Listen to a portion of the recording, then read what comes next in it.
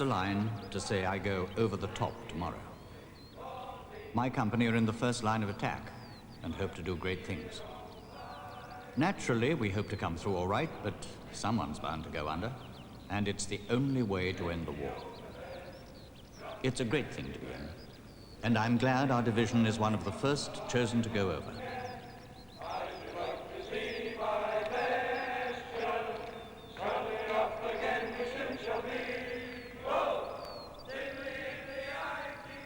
As regards the future, well, I'm ready for it. It has always been my religion to try and play the game. I hope that when the attack comes, my spine will be vertical enough to go through to the finish. And I think you back home will agree with those sentiments. And at 7:30 on the beautiful morning of July the 1st, 1916, the Battle of the Somme began.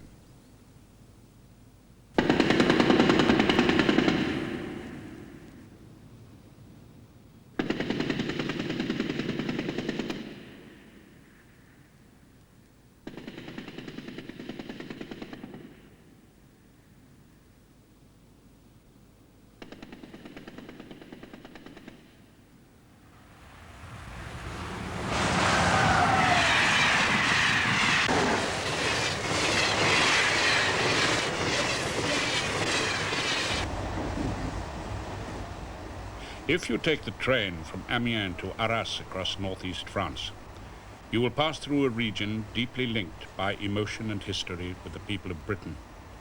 This is Picardy. Through this land in 1415 came Henry V, en route for his encounter with the French at Agincourt. And here, 501 years later, the descendants of Henry's knights and bowmen fought again, in a battle so gigantic in scale that it makes Henry's one-day clash seem like a cockfight in a barnyard.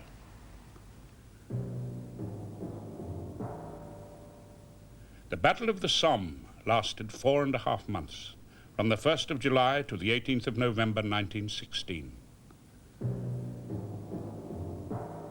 And during it, approximately 1,200,000 men from France, Germany, and from Britain and her empire were killed or wounded.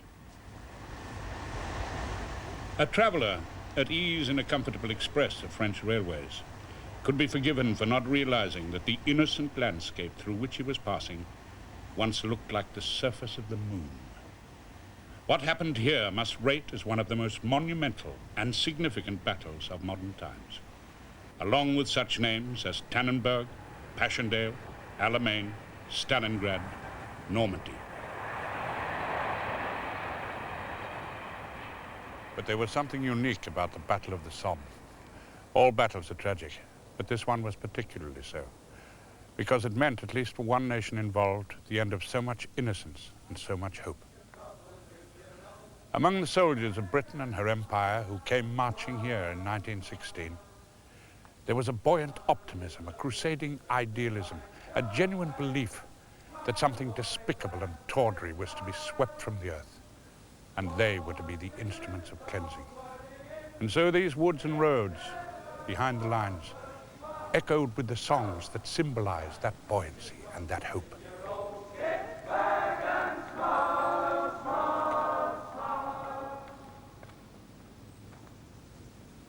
After the battle, the mood was changed. Dismay at the lack of success, bitterness at the deaths, apparently futile deaths of so many men. Before the Somme, they knew or thought they knew what they were fighting for. After the Somme, they knew no longer. They were there simply because they were there. There were many who believed that the war would go on and on forever.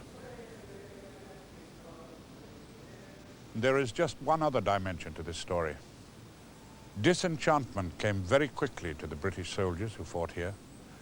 For the first day of the Battle of the Somme was the worst day in the whole history of British warfare. On July the 1st, 1916, there were 60,000 British casualties on the Somme, half of them in the first hour, and 20,000 men died.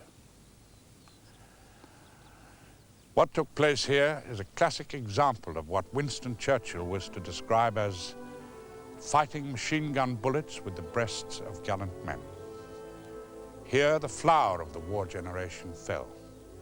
And what happened here so shocked one great soldier, who was later to assume high command in the Second World War, that he made it his constant determination that there should never be another Somme. In the words of a soldier writer who fought in France, this was a time when a web was woven across the sky and a goblin made of the sun.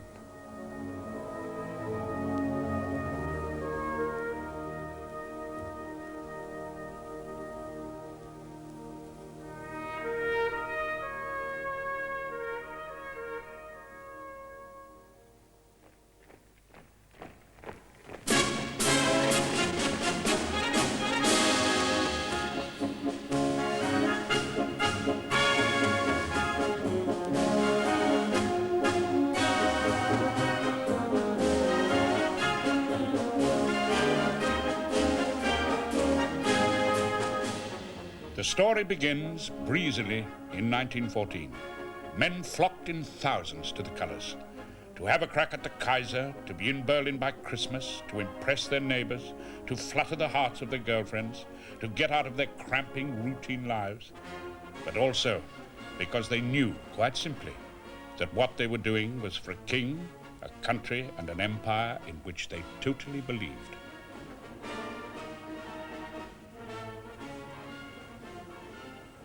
Now God be thanked, who has matched us with his hour and caught our youth and wakened us from sleeping.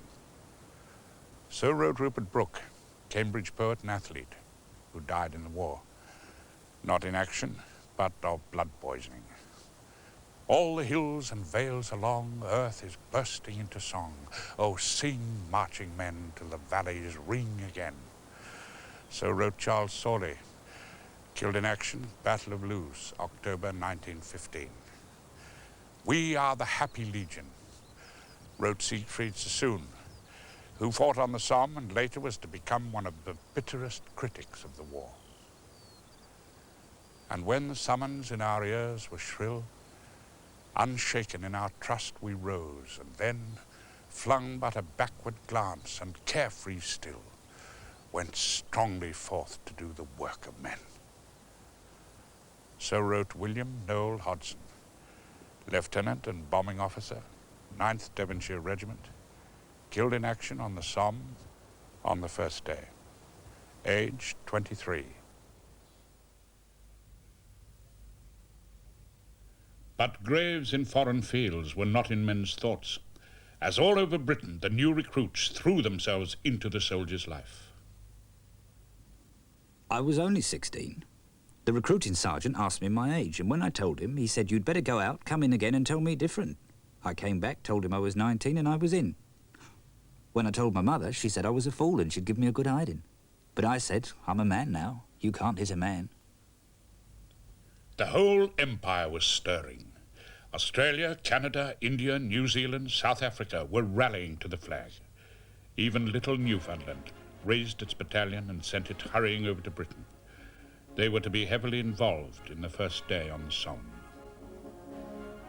With Britain's regulars and territorials already engaged across the Channel, Kitchener's newly raised battalions eagerly prepared for their own ultimate confrontation with the enemy.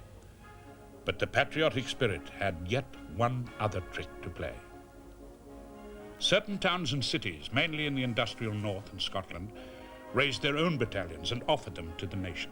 They had no uniforms, no weapons, no depots, but they had one superlative asset. They had comradeship. They were, in the currency of the time, pals, and that was what they called themselves, pals battalions. These are men of the 15th Battalion, West Yorkshire Regiment, but they were always known as the Leeds Pals. The 16th West Yorks, the 1st Bradford Pals. These are men of the 13th Yorks and Lancs, the 1st Barnsley Pals. This battalion had its own particular title. Officially the 10th Lincolns, it was always to its members the Grimsby Chums. Others were essentially Pals battalions, but took a more formal name. This was the Sheffield City Battalion, This battalion, raised by the local Chamber of Commerce, was the Hull Commercials.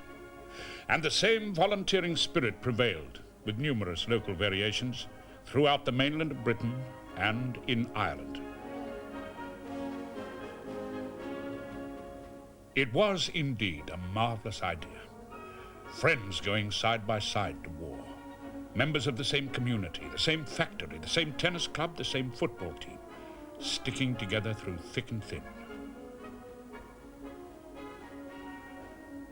But nobody seems to have thought at the time of the devastating effect on a city or town if its pals' battalion suffered heavily in action, if they not only fought together, but died together as well. But such thoughts did not occur in the euphoria of the time. It was, said one pal, like a holy war.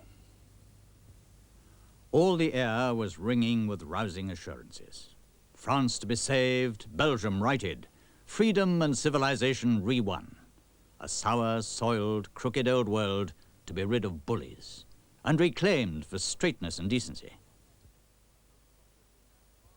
Everyone had within him the hope of approaching that far-off, longed-for ideal, the passport to France.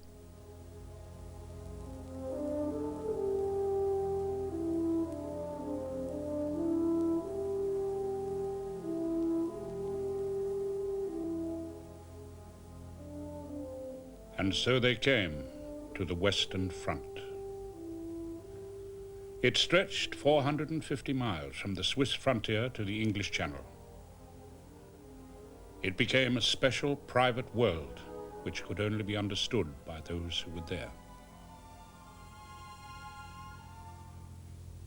One writer called it that great livid wound that lay across Europe. The photographers of the time responded to it. Inevitably, the war artists attempted to interpret it. Both produced images that have become significant documents of our times.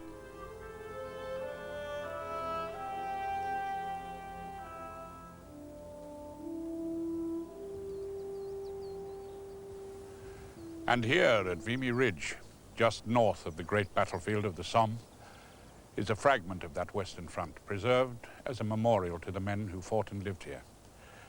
The sandbags, of course, are concrete. So are the duckboards. The British soldier would have given a lot for duckboards as solid and reliable as these, and for sandbagging as tidy and secure. So that this picture, perhaps, is not quite complete. Add to it, first the noise. Shells rushing like great trains through the sky. The deadly rattle of machine guns. And the possibility, even in the quiet times, of the sudden spit of a sniper's rifle. Add next the sound that was to become so dreadfully familiar to those who were here. The cry for stretcher bearers. Add next the smell of chloride of lime, rotting sandbags, cordite fumes, and sometimes poison gas. And add frequently mud, as thick as caramel and deep enough to drown a man. And in the winter, the cold, incredible, bitter cold. But add something else as well. The amazing resilience and good humor of the men who fought and lived and died in these holes in the ground. The companionship that sprang from privation shared and from danger faced together. And the ecstatic pleasure of simple, ordinary things. The smell of frying bacon, the relaxing haze of cigarette smoke. As one of them wrote, did not a mess tin of stew or a tot of rum or whiskey and water in a tin mug taste more like divine nectar than the best champagne drunk out of the finest cut glass?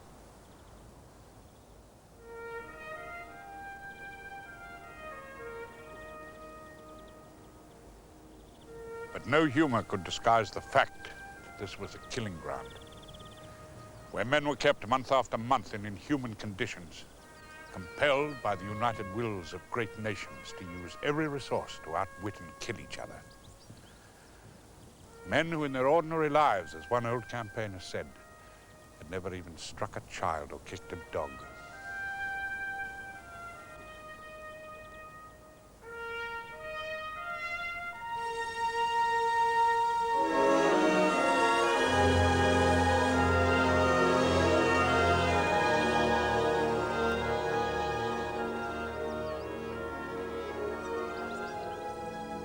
It was not until 1916 that war came in earnest to Picardy and to the region of the Somme.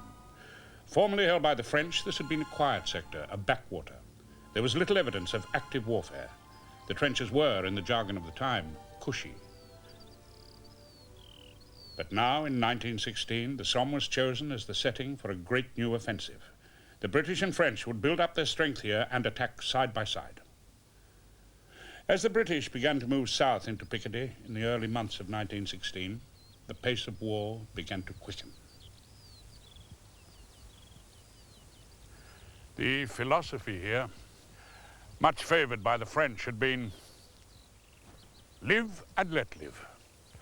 Occasionally, enemy soldiers came across each other getting water or bathing, neither side wishing nor willing to start something. But the British generals didn't like these unspoken agreements between enemies. This was merely playing at war. They favored the doctrine of the offensive. Dominate no man's land. Keep the Hun on his toes. The German wire is our front line. But the prevailing mood was, on the whole, relatively quiet. So much so that when the inevitable preliminary bombardment began before the battle, one German grenadier put on his best uniform, went to his company commander and said, "Who has started this stupid shooting? In God's name, someone is going to get hurt."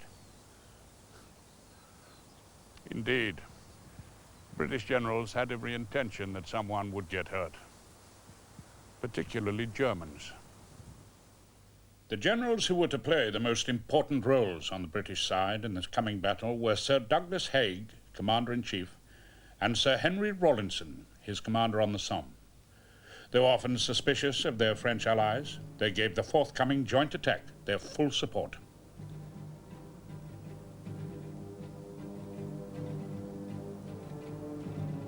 They had reckoned without Verdun.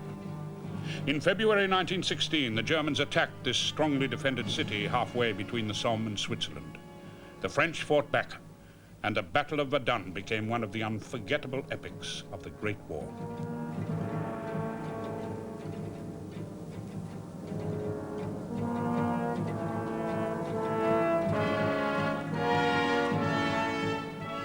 One observer who flew over it saw a sinister brown belt, a strip of murdered nature. It seemed to belong to another world. Every sign of humanity had been swept away. Fresh troops approaching Verdun heard what sounded like a gigantic forge that never stopped day or night. It bled France's army into the ground. They could not now throw their full weight into the forthcoming battle on the Somme. That would have to be a predominantly British affair. And it put on the British a formidable obligation to show in attack on the Somme the same dog-like tenacity that the French had shown in defense at Verdun. So the final plan emerged. The French would attack with 5 divisions astride the River Somme. The British would attack with 14 divisions over the open downland to the north, where the German front line ran through a series of village fortresses. The names of the villages: Montauban, Mametz, Fricourt, La Boisselle, Auvieux, Thiepval, Beaumont-Hamel, Serre, Gommecourt. These names were to become bitterly familiar to the British soldiers who fought here. But it was not so intended. They were to take these villages in a morning and break through into the open country beyond. And if the best came to the best, the cavalry would advance along the line of the old Roman road through Pozières and on toward Bapaume.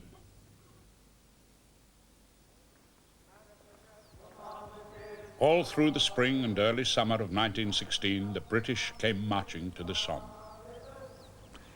It was a very beautiful countryside then. Flowers growing, birds singing. I think that was one reason one didn't feel particularly afraid. Because when the sun is shining, you feel much more brave than when you're ploughing through the mud and snow. I also saw it 2 years later, and there was not a tree to be seen.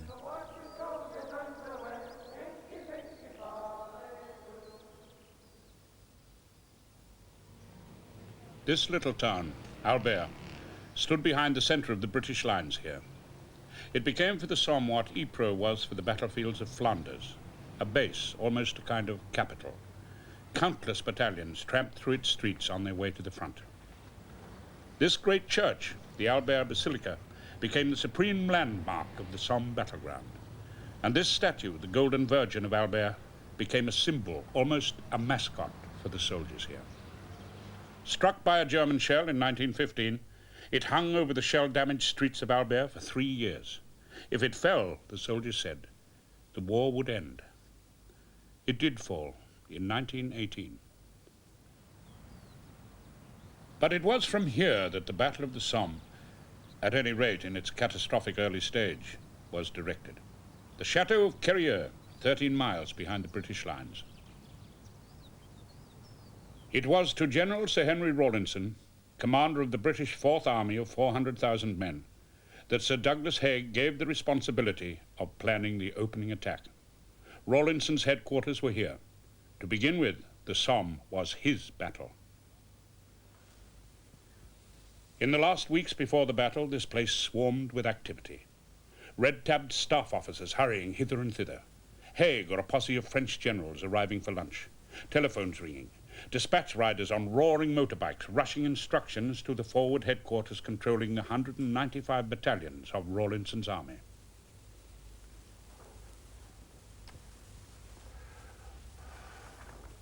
In these elegant rooms, the decisions were taken which were to make the attack of July the 1st, 1916, an inevitable disaster.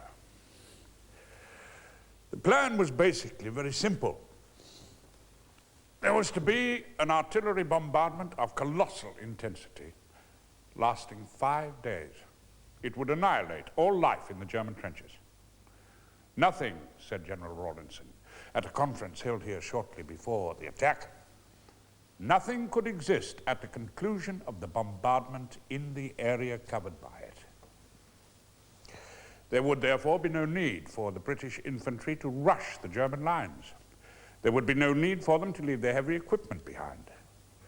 At 0 hour, they would rise from their trenches, fully loaded, and simply walk across no man's land. Now, this method of advance in broad daylight would make them perfect targets for enemy machine guns.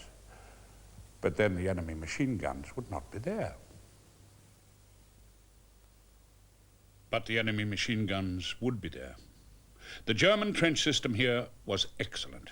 They had built deep dugouts into the chalk. These could be 40 feet below ground with several alternative entrances and tunnels running back to the next trench, and, for the officers at least, lavish accommodation. Here they would be able to live through the great bombardment that was to come, and from here they would emerge at the very moment that the British artillery barrage lifted from the German front line. Ironically, the British knew the kind of dugouts the Germans were building. The French had captured one intact near here in 1915. The British were using it as a company headquarters. But this was somehow ignored as the plans for the great attack were worked out. And there's a further twist to the story. The Germans knew quite well the attack was coming.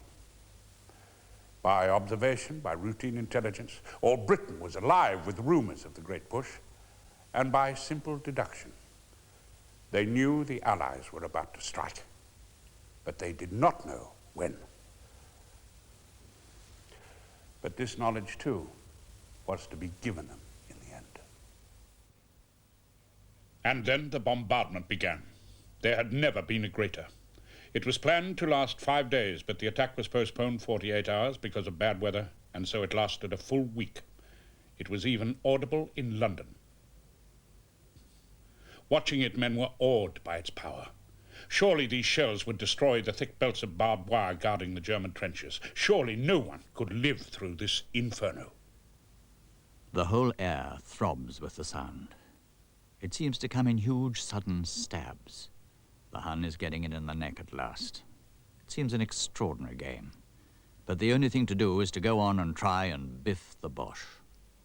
We're all very cheerful and confident. But there were those who didn't share this optimism. One such was Lieutenant Colonel Sands, officer commanding the 2nd Middlesex. His men were due to make their attack up this depression. The soldiers called it Mash Valley. There was another valley, Sausage, not far away. Nowhere on the whole front was no man's land wider, and the Germans were securely dug in on 3 sides. On the rising ground to the left, the Orvilliers Spur. At the head of the valley, 750 long yards away, and on the higher ground to the right, on the main Albert-Bapaume road. It seemed clear to Colonel Sands that not even the unprecedented power of the British bombardment could entirely eliminate the enemy resistance in this strongly held sector. He could not sleep. At night, he prowled endlessly through the camp where his men lay bivouacked. During the day, he spent hours at an artillery observation post, watching the barrage and staring at the German wire half a mile away. The frightening suspicion grew in his mind that the wire was not cut and that his men would be marching into disaster. He conveyed his fears to his brigade commander.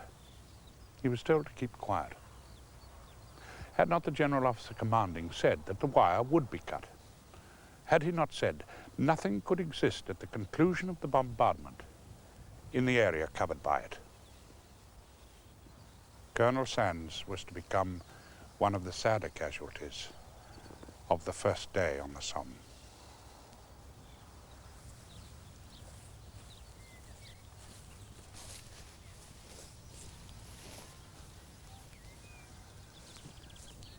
This too was part of no man's land, and in its own way, as deadly as Mash Valley.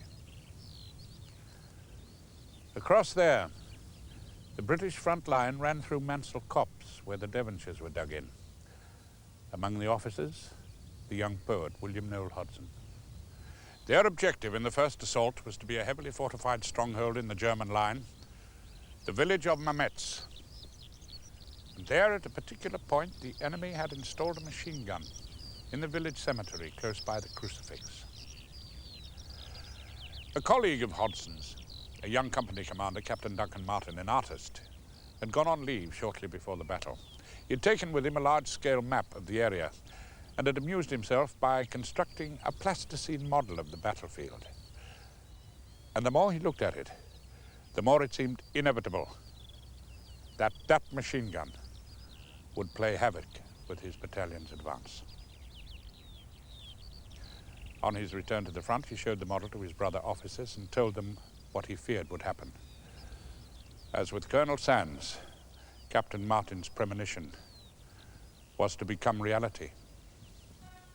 In the last few days, at many points behind the 18-mile battlefront, the generals addressed their men. Their mood was buoyant and optimistic, though they did not disguise the certainty of heavy casualties. Occasionally, they angered the soldiers instead of encouraging them. Our general said that if anybody hung back and stayed in the trenches, there'd be somebody there to shoot them. We didn't like that, because we were all eager. The last thing in the world we thought of was dodging the column. All through the last days of June, the build-up continued. The tension mounted. The great attack was now only hours away. Men prepared themselves for battle. As the guns thundered on, this young officer, Second Lieutenant Roland Ingle of the 7th Lincolns, wrote his thoughts in his diary. He faced the possibility of his own death. The men who are going to be knocked out in the push, there must be many, should not certainly be looked on with pity, because going forward with resolution and braced muscles puts a man in a mood to despise consequences. He's out to give more than he gets, and a man who's used to sport takes things even in the great chance of life and death as part of the game. Second Lieutenant Roland Ingle was to be killed in the very first moments of the attack on July the 1st.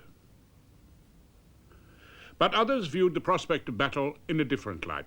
This man, Arthur Hubbard, a corporal of the London Scottish, wrote home on the 29th of June, "Hope we shall be successful on Saturday morning, July the 1st, at dawn, when you are all fast asleep, in driving the Huns out of their present position and without any bad luck to myself. I have got to go over in the first batch. I should be in my glory if the news came through to cease firing and pack up. I can imagine how everything looks at home, and the garden, as you say, must be almost at its best." Arthur Hubbard was later sent home with shell shock. 11 years later, he took his own life.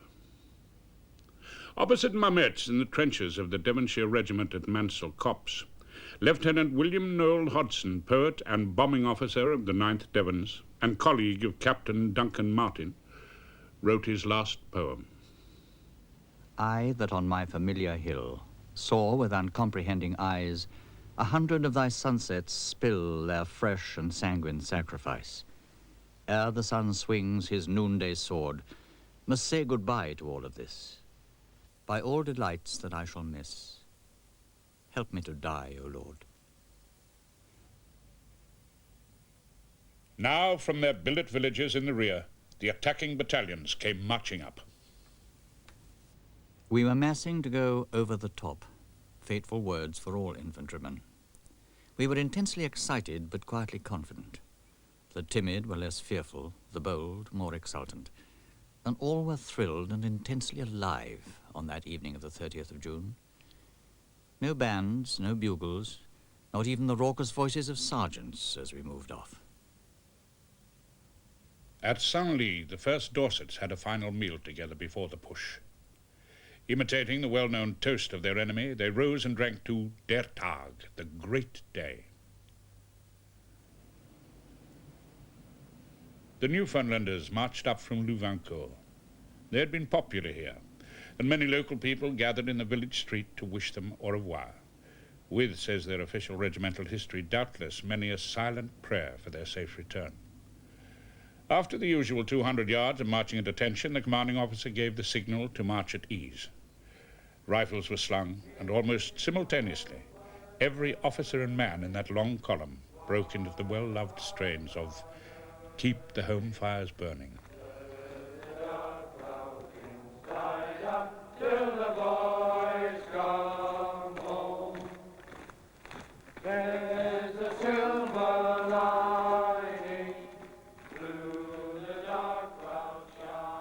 Near here, a War Office cinematographer recorded the march up to the front of the 1st Hampshires, who, like the Newfoundlanders, were to attack at Beaumont Hamel the following day.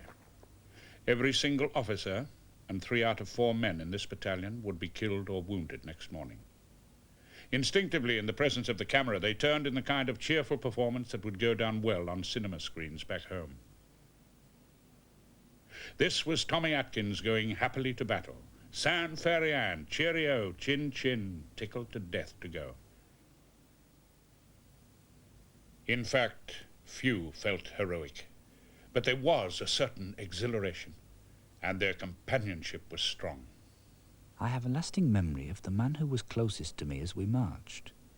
I was only 18 at the time, and he was some years older than I. I became aware of a feeling of tenderness in him towards me, as though he sensed my fears and was trying to reassure both himself and me. "Don't worry, Bill," he said. "We'll be all right." But sometimes a less reassuring note was struck. At one point, men marching to the front heard a voice shout, "You came of your own accord. You didn't have to be fetched. You bloody fools." But at times, even the most stalwart must have felt a twinge of misgiving. Here, just behind Serre, men were marched past freshly dug wide trenches, graves ready for mass burial. Such preparations were a necessary part of the ritual of battle. They were not good for morale, but they were to be justified by events. Meanwhile, in his headquarters at Carrier, General Rawlinson and his staff busied themselves about the 11th hour details of the master plan. At 10:17, Rawlinson issued this message to his troops. In wishing all ranks good luck, the Army Commander desires to impress on all infantry the supreme importance of helping one another and holding on tight to every yard of ground gained. The accurate and sustained fire of the artillery during the bombardment should greatly assist the task of the infantry. Not perhaps the most inspiring communication. There was no Nelson touch here. Nevertheless, worried staff officers hastened to pass it on to all the units under Rawlinson's command. At La Boisselle, one officer, afraid that the message might not get through to the attacking units because of the crush in the trenches, transmitted it by field telephone, even though such use was strictly forbidden by security regulations. It was picked up by the enemy's listening devices. The Germans' knowledge of the British attack was now complete. In his diary, Rawlinson wrote, "What the actual result will be, none can say, but I feel pretty confident of success myself, though only after heavy fighting. The issues are in the hands of the bon Dieu."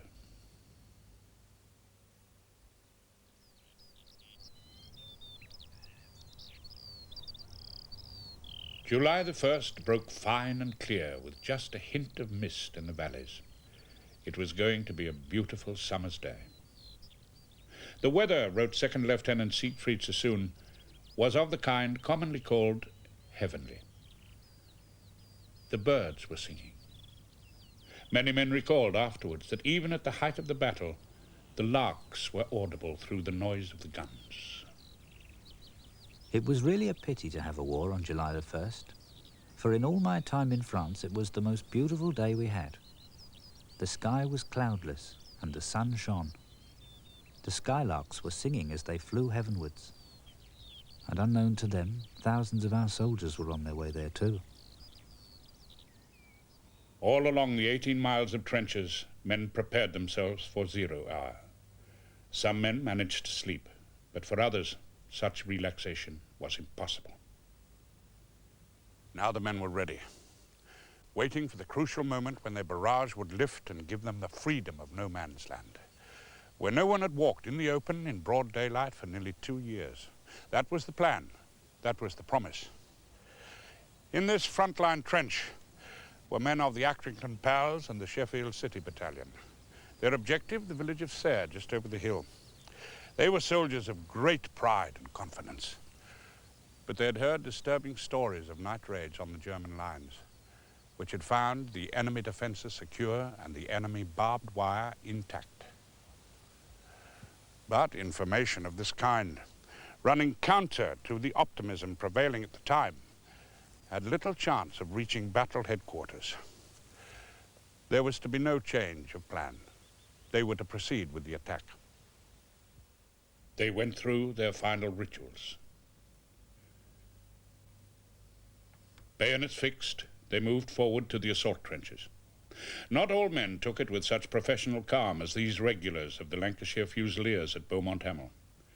In one battalion, a man went berserk and had to be held down. Elsewhere, men who had taken too much at the usual 11th hour distribution of rum fixed their bayonets with much laughter and bravado. Now, in this usually peaceful backwater of northeast France, the stage was set for battle. But there was one last trick to play before the soldiers went over the top. Deep under these fields, mines had been laid, 10 in all, prepared at vast expense in labor and some loss of life. All but one were to be exploded under the enemy at 7:28, 2 minutes before 0 hour. By the arbitrary decision of the local corps commander, the Hawthorne Redoubt mine here at Beaumont Hamel was to be blown at 7:20. This was to prove a costly decision. But it would no doubt make a splendid picture, and the official cinematographer, Lieutenant Geoffrey Malins, was duly on hand. The film he took has become one of the most familiar images of the Great War. Any second now. It seemed to me as if I'd been turning for hours. the horrible thought flashed through my mind that my film might run out before the mine blew. Then it happened. For all the world like a gigantic sponge, the earth rose into the air. Higher and higher it rose, and then, with a horrible grinding roar, the earth fell back upon itself, leaving in its place a mountain of smoke. In fact, this picturesque image of the war is also a symbol of bad judgment and failure. It provoked a heavy and completely unexpected artillery barrage on all the British trenches in the area. When the attack began, 10 minutes later, the Germans were poised and ready. At last the moment had arrived for which the young men of 1914 had volunteered. Men in their 20s, in their 30s, boys in their teens, for all of them. This is what they'd trained for. This, at last, was the big push, the crack at the Kaiser. Fred Carnot's army showing the Boche what for.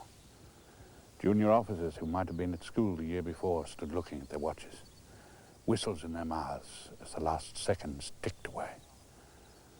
Now the war was no longer in the hands of the generals and the commanders, but in the hands of these young men. This is the opening moment of the Battle of the Somme. One fragment of one sector of an 18-mile front along which countless scenes like this one were being enacted, as 66,000 men from 84 battalions of the first wave rose from their trenches and advanced into no man's land. It was supposed to be a walkover. The Germans, after all, were not supposed to be there. They had, after all, been pounded by the greatest bombardment in history. No one, the general said, could possibly survive.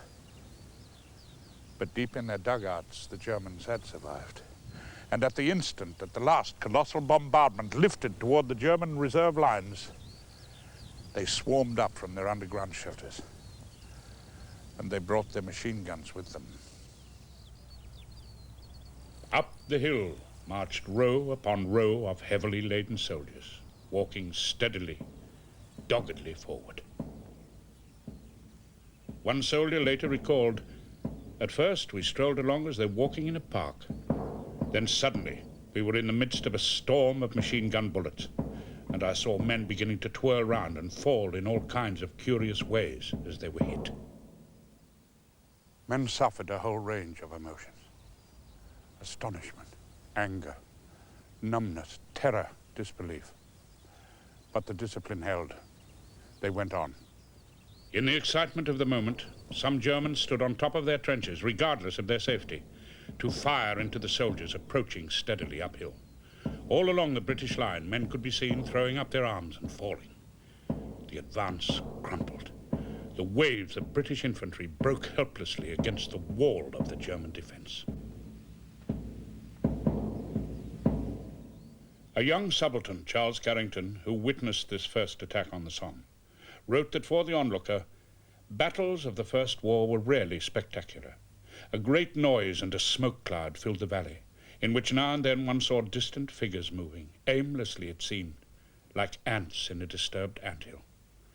A war photographer took this picture of the attack on Beaumont Hamel. The time was 7:45. These are the remnants of the 16th Middlesex falling back. 2/3 of this battalion were already casualties. This picture is, in fact, the record of a massacre. 10 miles to the south, another photographer took this picture of the attack on Fricourt, where a similar desperate story was being acted out. Watching the action which this photograph records, Second Lieutenant Siegfried Sassoon wrote in his notebook, "Fricourt, half hidden by clouds of drifting smoke, blue, pinkish, and grey. I'm looking at a sunlit picture of hell." And this is the country near Mametz shortly after 0 hour. From near Mansell Copse, a war photographer recorded the attack of the Gordon Highlanders. These tiny figures against the chalk are men in the extreme tension and agony of battle. And here, near the old Roman road at La Boisselle, was played one of the many tragic stories of that day. Precisely at 0 hour, the Tyneside Irish Brigade rose from their trenches 1 mile behind the British front line and advanced over this open hillside toward the distant enemy. This photograph records their advance as it began, the men close together, no breaks in formation. An officer who saw them remembers the sun shining through the early morning mist and glinting on their bayonets. Then the machine guns struck, and men began to fall, but the pattern of the march was maintained to the beat of a single drum. They went on out of sight. The Tyneside Irish Brigade, 3,000 strong, was finally reduced to less than 50 effective men.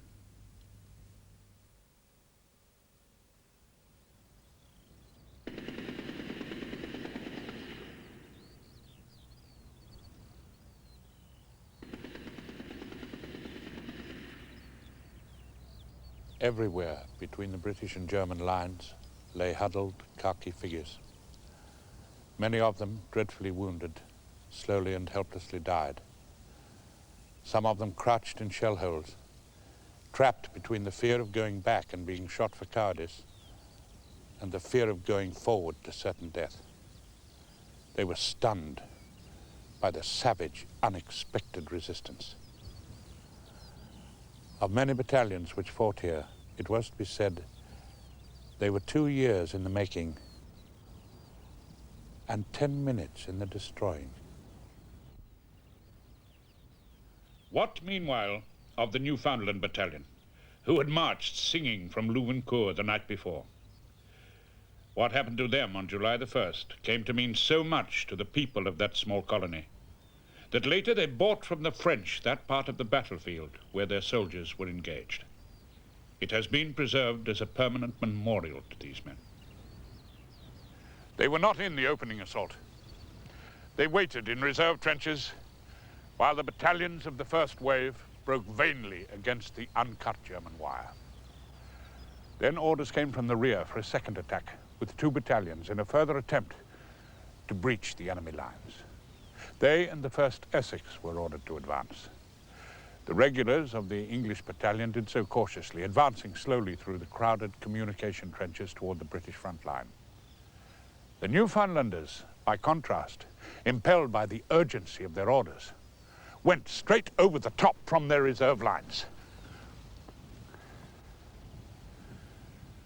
They were the only figures moving in the whole landscape. The survivors of the first attack being by now helplessly pinned down in no man's land, so that even before they reached the British front line, they began to fall. More experienced or less resolute men might easily have given up and taken shelter. Under such impossible conditions, the Newfoundlanders marched on. From their trenches, a quarter of a mile away, the Germans saw the easy target of a mass of men moving steadily forward across open ground and bunching as they made their way through the widely spaced gaps in their own barbed wire. It's said that as they marched out into no man's land, they tucked their chins into their shoulders against the hail of bullets, as though they were facing into a blizzard of the Newfoundland winter. 91% became casualties. All 26 officers and 658 out of 726 men were killed or wounded. They achieved nothing. Writing of the disaster, their divisional commander praised them in the currency of the time. It was a magnificent display of trained and disciplined valor, and the assault failed of success because dead men can advance no further.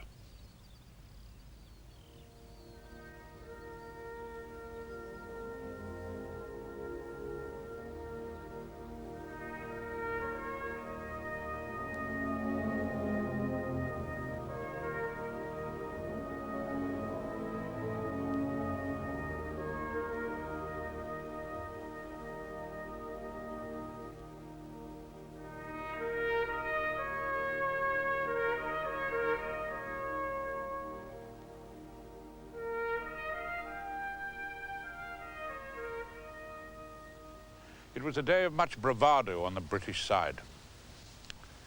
Opposite Serre, the Germans were astonished to see an English officer calmly leading his men into battle, wielding nothing more lethal than a walking stick. And here in these open fields between Mametz and Montauban occurred an event which was to become legendary. Captain Wilfred Neville, East Yorkshire Regiment, temporarily attached to the 8th East Surreys, conceived the idea of launching his battalion's 2 leading companies into the attack as though it were a football match. As the whistles blew for 0 hour, they kicked 2 footballs out into no man's land. Neville and his men followed. Neville himself, an eyewitness said, smoking and joking as he walked. But it was not merely an exhibition of English coolness. In Neville's idea, there was an elementary psychology, in that it gave the men something homely and familiar to concentrate on as they went over the top. This escapade was to be taken up enthusiastically by the press and to do great things for civilian morale. The Illustrated London News gave a double-page spread to their war artist, Mr. Caton Woodville. His drawing was even reprinted by the Germans, who, in captions printed in a dozen languages, mocked the event as an example of English absurdity. But Touchstone, poet of the Daily Mail, gave it the accolade of a poem, entitled, with distinct echoes of the public school spirit, The Game. On through the hail of slaughter, where gallant comrades fall, where blood is poured like water, they drive the trickling ball. The fear of death before them is but an empty name. True to the land that bore them, the Surreys play the game. But Captain Neville did not live to enjoy his unexpected international fame. He lay dead just short of the German line. Yet the attack here, of which the Surreys were a part, was the one success of the day. Here the British right wing and the French took all their objectives and found themselves staring out over the unspoilt, thinly defended country beyond. But no orders came to advance. No cavalry swept across this open land.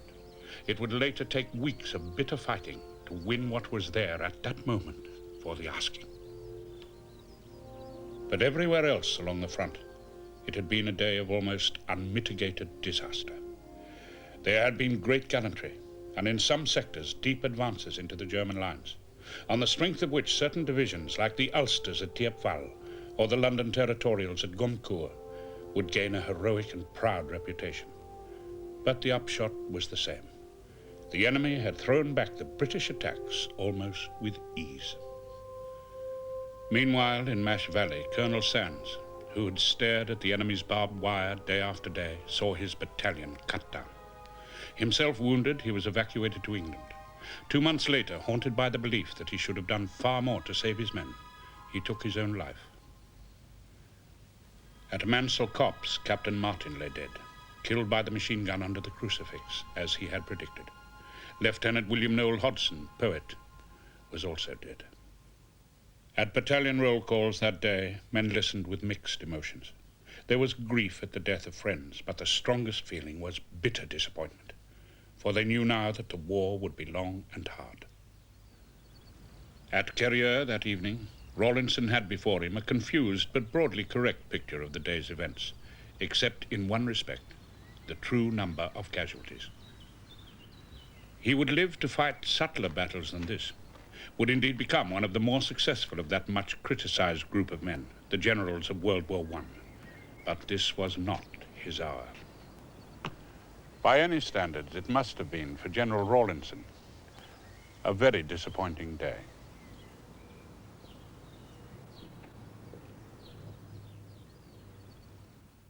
The first casualties from the Somme reached London on Sunday, July the 2nd.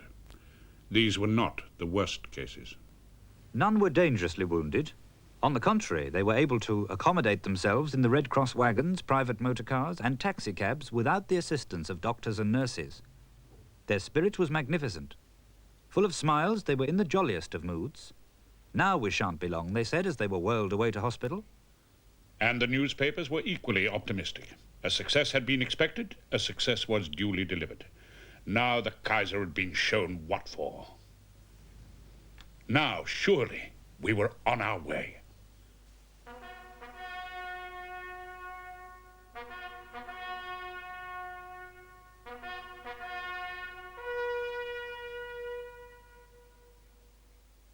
And then the newspapers began to tell a different story, as day after day, through the long, hot summer weeks, they printed column after column of the dead, wounded, and missing.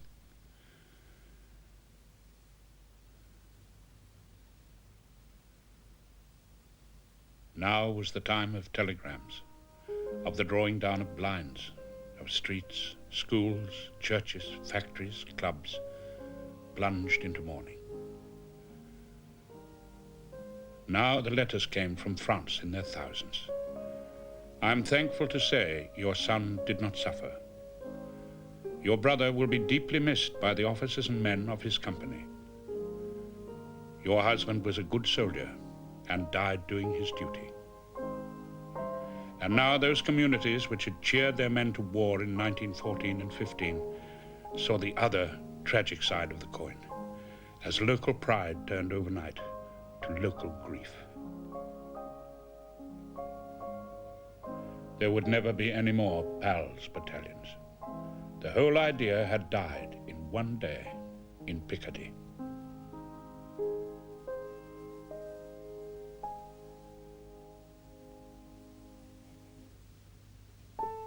By late August, the people of Britain had the opportunity of seeing something of the battle for themselves, as a new official film was released to the nation's picture palaces.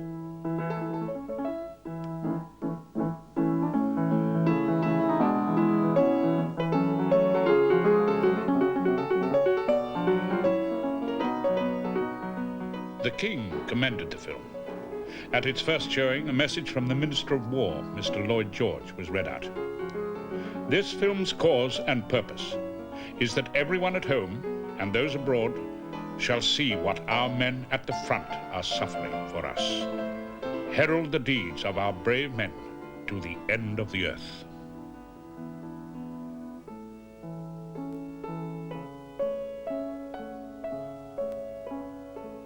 To the Illustrated London News, these were the most wonderful pictures ever taken, but the Bishop of Durham demurred. He thought of the shock of seeing a loved one living on the film who was now dead in a corner of France. To him, this entertainment was of a kind which wounds the heart and violates the very sanctity of bereavement.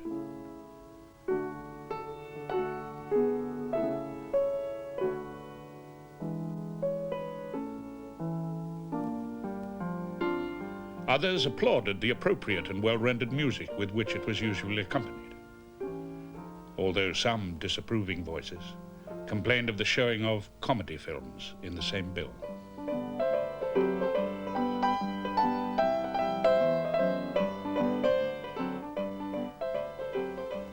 By September, the film was being shown here on the Somme, just behind the lines in a field near Molencourt, with Charlie Chaplin as a supporting feature. A lieutenant colonel who came to see the Chaplin film arrived, as he tells us, only in time for the more harrowing part of the entertainment.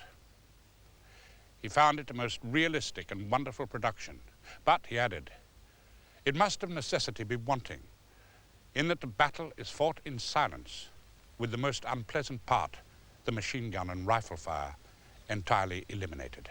And yet, on this occasion, loudly audible in the distance, was the continual roar of the real battle.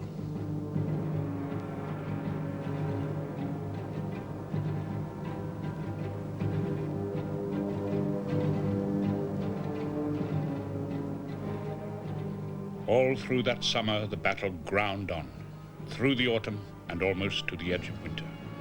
The hopes of breakthrough faded as every village, wood or copse, every feature in the landscape became the center of dogged fighting.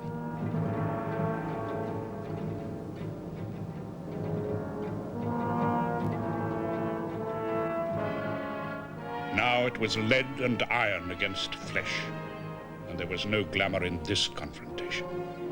War as glory and dash became discredited forever, and in its place the image of the Great War that is commonly accepted today became established. The war of doomed battalions of infantry going over the top, of men who died as cattle.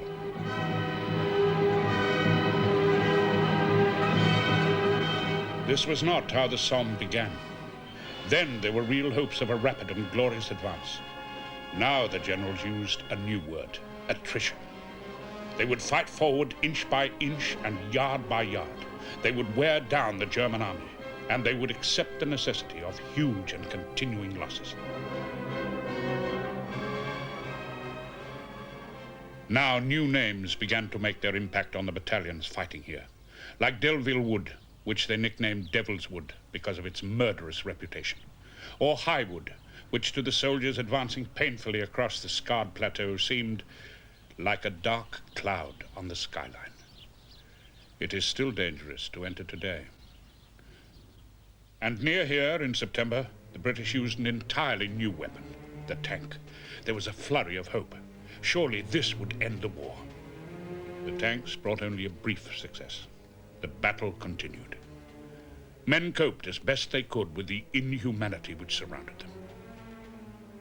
An artillery signaller, Harry Bateman, was here throughout the whole battle and made these drawings. Sometimes they catch the casual moments, the bawling out of "Take me back to dear old Blighty" during what he calls evensong in the gun pits, or supper in the wagon lines. But mostly he is obsessed by the violence, by the prospect of action, and by the dead.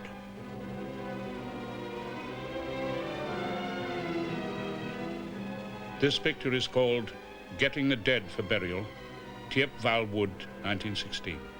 And in the corner, the words, "This Hell's Parade." This, untitled, is Harry Bateman's vision of no man's land. This remarkable artist was later invalided out of the army following utter exhaustion at the end of the battle. He thought little of these drawings and scarcely ever looked at them again. He died in January 1976. Others turned to vicious and angry poetry. Who made the law that men should die in meadows? Who spake the words that blood should splash in lanes? Who gave it forth that gardens should be boneyards? Who spread the hill with flesh and blood and brains? Sergeant Leslie Coulson, whose last poem this was killed in October 1916, aged 27. Meanwhile, the arguments began over the conduct of the battle. Churchill wrote, "We have not conquered in a month's fighting as much ground as we were expected to gain in the first 2 hours." General Haig defended this strategy. Pressure on Verdun relieved, proof given to the world that the Allies were capable of maintaining a vigorous offensive. Heavy losses inflicted on the enemy. The offensive was maintained. With the autumn, both sides were confronted with another belligerent, the rain. It sapped men's energy and it turned the battlefield into mud. As the battle became bogged down, two attitudes began to emerge among those that fought here that would never be reconciled. For some, this was the turning point. One young officer took this view. The Somme battle raised the morale of the British Army. Although we didn't win a decisive victory, there was, what matters most, a definite and growing sense of superiority over the enemy, man to man. We were quite sure we'd got the Germans beat. Next spring, we would deliver the knockout blow. Yet for many others, there was no such hope. Their old idealism had vanished. They saw only the carnage and the endless sacrifice. In the words of one old soldier, The Somme was just slaughter. there was a final spasm of fighting in November in the valley of the Somme tributary, the Ancre, when Beaumont Hamel, where the Newfoundlanders had fared so tragically in July, was wrested from the Germans. The main advance to the east petered out here, at the side of the old Roman road and still 4 miles short of Bapaume. This old burial mound, the Butte de Wallencourt, was where the last confused fighting took place. It was then a dome of gleaming white chalk from which all the vegetation had been blown away by shell fire, and which seemed to the British soldier an object of menace and terror. It was as good a place as any to call a halt to the slow slog eastwards. In 140 days, they had advanced just 7.5 miles. In the words of the Prime Minister, Asquith, the long procession of cruelty and suffering was over.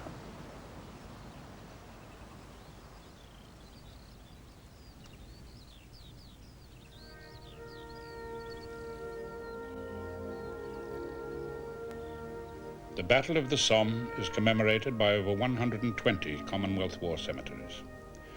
Some are only for the dead of certain battalions, like the cemetery of the 2nd Gordon Highlanders near Mametz. Or the Devonshire Cemetery at Mansell Copse. When the bodies of the fallen Devons were first buried here, a notice was put above the graves. The Devonshires held this trench. The Devonshires hold it still. Some bring together the dead of many regiments and nationalities. Men from Canada, Australia, New Zealand, South Africa, India, as well as the homeland of Britain. These stones, the symbols of who knows what unfulfilled promise.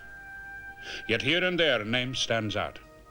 In this cemetery on the Guillemont Road lies one of the known losses of the Somme. Raymond Asquith, son of the Prime Minister, killed in action September 1916. Of this scholar, orator, and wit, John Buchan wrote that he was a man endowed with every gift except one, length of years. Small time, but in that small, most greatly lived this Star of England. And there are the countless ordinary men, like Private Albert Barker of Hull, so keen to be a soldier that he lied about his age and died on the Somme aged 16. Or Lieutenant Henry Webber, who joined up as an act of solidarity with his 2 soldier sons and died on the Somme aged 68, the oldest British soldier to be killed in action in the war. Or Private Alf Goodlad, Sheffield City Battalion, who thought the French were a grand nation, worth fighting for, and died for them as well.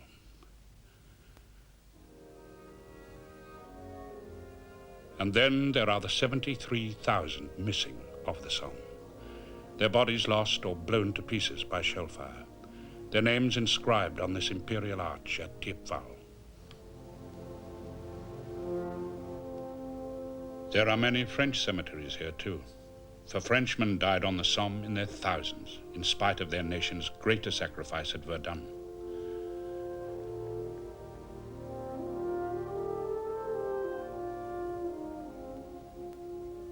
And there are German cemeteries, a mere handful compared with the British and French. For it is the victors and not the defeated in war who have time and occasion to honor their dead.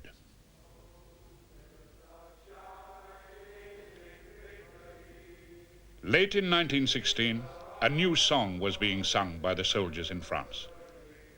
They sang it as they took their turn in the pulverized trenches of the Somme.